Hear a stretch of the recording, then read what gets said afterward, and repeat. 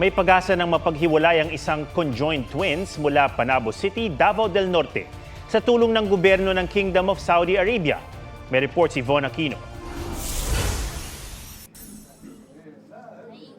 Magkadikit ang tiyan at magkasalo sa iisang atay ang 1 taong gulang na conjoined twins na sina Akiza at Aisha Yosof mula Panabo City, Davao del Norte.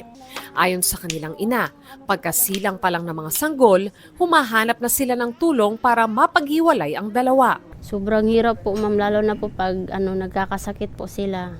Kasi sabay-sabay po. Yun po. Minsan po naiisip ko po na sumurrender, ganun po, pero hindi ko po talaga ginawa.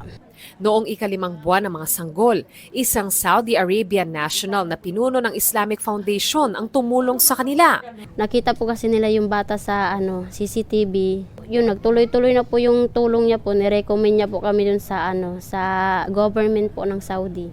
Nitong nakaraang buwan, inaprubahan ni King Salman bin Abdulaziz Al Saud ang libreng operasyon para mapaghiwalay ang kambal. All necessary services and procedures for Akiza and Aisha Yusuf operation as well as transportation through a medically equipped evacuation plane, accommodation and hospitality for their relatives during their treatment period will be under the state expense.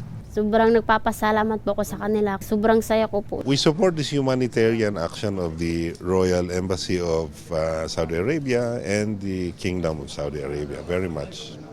And we appreciate it. Ang kambal na sina Akiza at Aisha ang ikalawang Filipino conjoined twins na tinulungan ng Saudi Arabia. Kanina, nag-host ang Embahada ng Kingdom of Saudi Arabia ng reception para sa Saudi medical team at mga miyembro ng delegasyon mula sa King Salman Humanitarian Aid and Relief Center. Sa linggo, ibabiyahe ang kambal sa Saudi. Von Aquino nagbabalita para sa GMA Integrated News. Mga kapuso, alamin ang State of the Nation. Mag-subscribe sa GMA Integrated News sa YouTube. Sa ating mga kapuso abroad, samahan nyo kami sa GMA Pinoy TV at sa www.gmanews.tv.